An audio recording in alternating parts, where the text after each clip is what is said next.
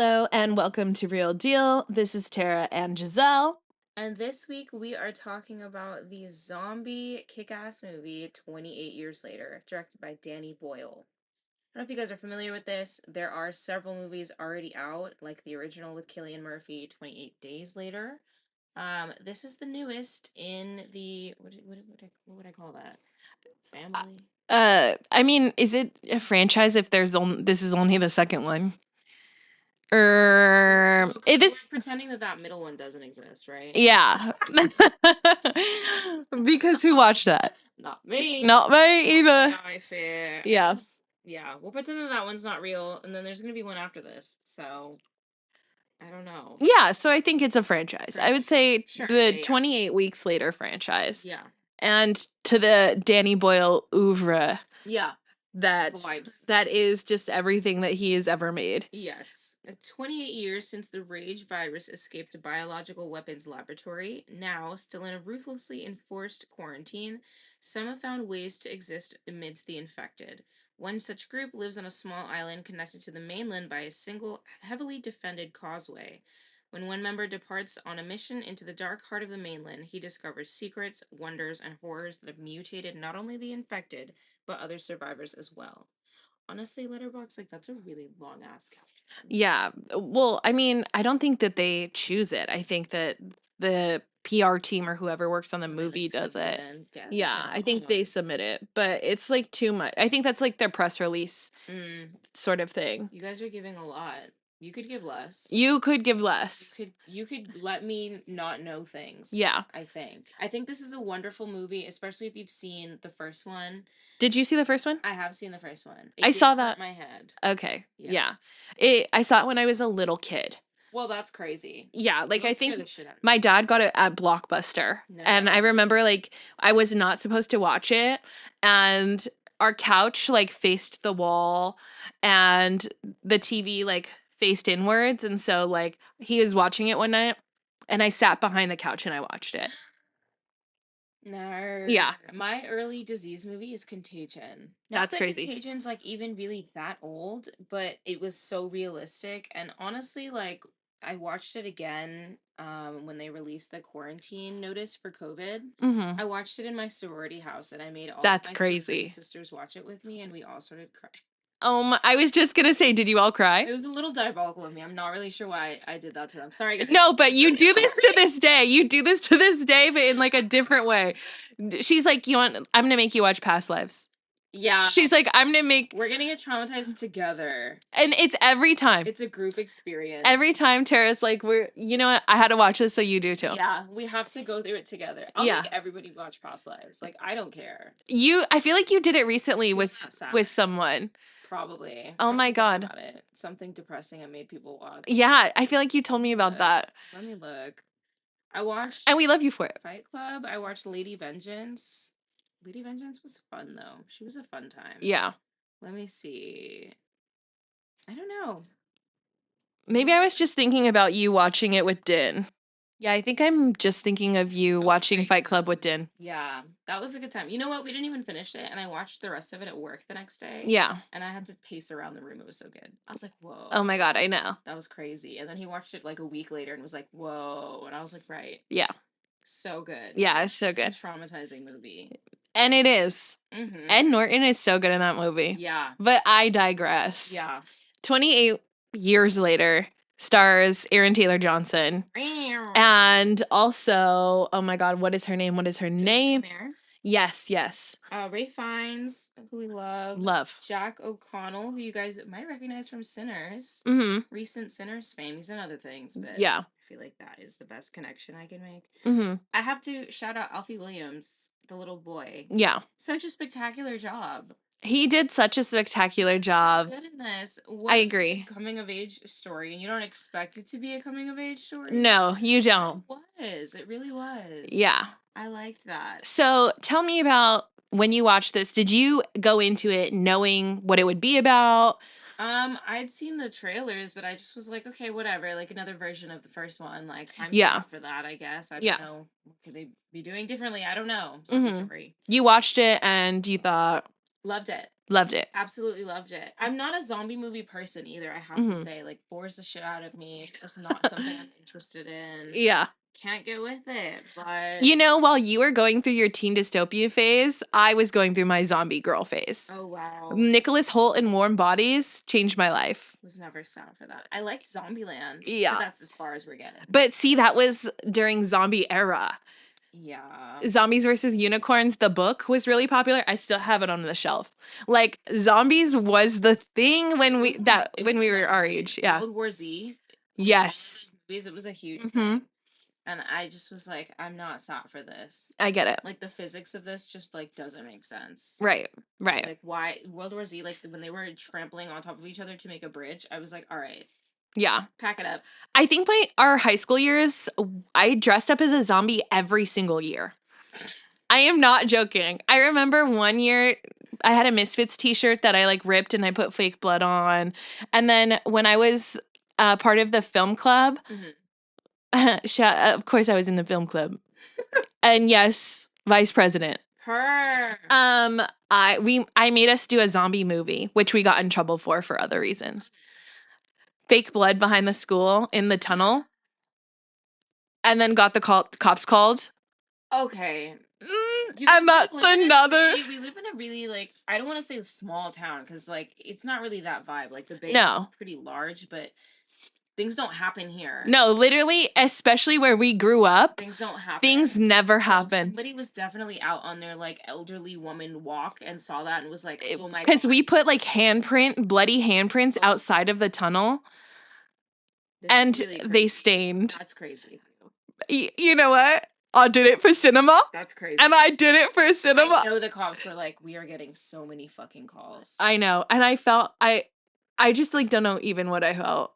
But I just remember them saying they were going to call my mom and wanting to kill myself. I wish I was a zombie in that moment. It's not even a thing I should get yelled at for because it's an honest mistake. Right. But like, is it a mistake? Well, like I could be setting things on fire. Literally, I could have been setting things on fire. Like maybe just a warning is okay. Right. Like a ma'am, please don't do this again. Yeah, like you kind of scared everyone here. Yeah. Very naive. Yeah. From me. Forcing my cohort, my club to do that was crazy. Hey, not everyone getting calls home. Yeah. Sorry if you got a call home from your parents about that. I'm so sorry. I loved this movie. I saw it at the drive-in. I am resurrecting my life with the drive-in. Yeah. I got the membership. Okay. And I told myself I'm going to go 3 times a month. I love that. I just feel like we have to. Yeah. It's going to go away one day. Yeah. And I'm going to be sad about it. I did think about going. I was going to see Ballerina there. The last thing I saw there was The Purge. Yeah. The one where they made it really racial. And I was like, oh random. Yeah. And then it ended up being terrible on top of that. I was like, yeah, I hate that. Pick a flaw. Like, this Pick a flaw. Yeah. I saw this at AMC per norm. Loved it. It was great. Empty ass theater. Like, nobody in that hoe. Yeah. But it was fantastic. The drive-in was packed when I went. I feel like this is a summertime activity. And it was nice because it was like everyone was sitting outside of their car. We all had our radios on, sort of vibe, listening to the zombie sounds. I should go. Yeah, it was cute. Aaron Taylor Johnson. Can I read you this part of my Letterboxd review that let me just read you my Letterboxd review. Yes. First of all, 4 stars. Yes, her. Aaron Taylor Johnson cheats on his wife. Make it canon. Oh my god. Just kidding. That was a joke. That was parody. Oh my god. Spike, let your dad get some pussy challenge. Hey, Spike was in the right. Snitch on your parents. Snitch on your parents. Impossible. Snitch on them. Spike, you're an idiot. No, Spike, not the mainland. What the fuck, Spike? You dumbass. Zombie baby. Ralph Fiennes, average slay. Cinema lives. Yeah, cinema does live. I'm on Spike's side. Snitch on your dad. He ain't telling you shit. Okay, but like, Spike, I loved him, but I was like, he's so young and naive and also sheltered from like the world, you know, like he doesn't know what I know, which is like once you have cancer and you don't have treatment, And she was that far along. Yeah. She was done. But I like that we're getting into spoiler territory. Like that he like went back alone. Yeah. I like that. Fuck your dad. He sucks. And you know what? Shout out to the mom for being like, okay, kill me then. Okay. Ralph Fiennes also being marketed as a really scary villain in this movie to only be like the most gentle creature. Really appreciated that. Yeah. Really did like that. I didn't expect that. I also didn't know he was in this movie. I saw him and then he was like covered in blood and dirt and I was like, Rafe. Yeah. Rafe, what are you doing here, Rafe? I thought he'd be a villain because that's his shtick, but I mean, they set it up to be like that because the dad is like, no, don't go over there. He's crazy. Yeah. Actually, he's just like really respecting life, like memento mori. Yeah, literally. And I was like, okay, Jamie, shut up. Jamie, go cheat on your wife again. Right. You know what? Ian Kelson. To be honest about her dying is crazy. Like, I know. Being like, is she dying? Is she dying? I don't know. Motherfucker, yes you do. You do know. Absolutely no. Yeah. And he was trying to numb his pains. When they went out into the forest and fucking like Spike could not shoot to save his life. Yeah. I was getting anxiety. Me too. I like the way that this was filmed also. Yes. I love the direction that he takes. I love the amount of movement that we have. It made my head hurt less than the first one where I was like, this is a lot and I feel like you filmed this on a microwave. Yeah. But also we're upside down and now we're sideways. And I'm just not sure I'm going with that. Right. That's very Danny Boyle though. Because if you are a fan of Train Spotting, I will just spoiler. I mean, if you haven't seen Train Spotting at this point, what are you doing? But the end baby scene where the dead baby's like crawling on the ceiling and the camera's upside down made me want to puke. Not even because of the baby, just because of the camera orientation. It hurts. It makes me think of Climax and how much that went in my head because I was just like, why are we upside down so much? But I do appreciate the amount of jump cuts. I really do. I know that's, also something that's constant in Slumdog Millionaire, which is another one of Danny Boyle's films. I know we have a lot of jump cuts and flashbacks and like moments going on like that, and I don't mind it. I didn't mind it in this film. I liked it. So he got me. I liked it. I enjoyed too. I do have to say I was a little underwhelmed with the ending actually. Yeah. I don't know. I mean, I guess we're just doing a setup for the next one. Yeah. But I don't know. I guess if you're really into like British film, it probably really worked for you. Yeah, I liked that, and I liked very Danny Boyle to have a man in a tracksuit. Yeah, a squad in a tracksuit. That makes it kitsch, and that's what makes it English. The next, or is he Scottish, or is he Irish? Scottish. What is Danny Boyle, y'all? I know this is blasphemy. Danny Boyle, I'm Googling. Let's see.